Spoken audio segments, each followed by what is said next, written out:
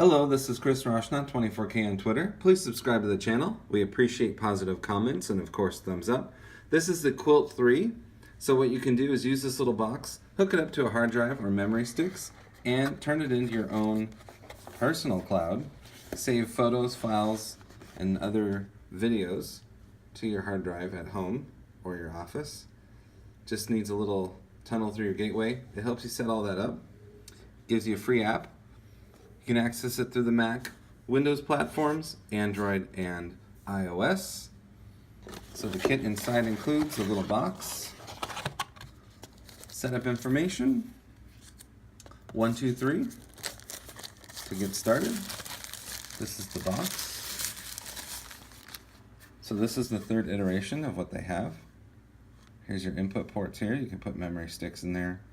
Hard drives right there. There's a USB 3.0 port. You can tell with the blue. Then on this side you have more USB. You have audio in and out, HDMI, Ethernet, and power. So everything happens between this side and this side right here. So it fits in the palm of your hands, and then you hook it up. You can also use it at home too to display the photos and videos on the drive hooked to it. So this is a power adapter. It's pretty simple. Can actually give you cables. This is the Ethernet cable. It's flat. That's cool. There's an HDMI cable, which is also cool. A lot of these companies don't give you cables, but this one does. And there's a memory stick in here as well. That's cool. This is the Kwilt 3.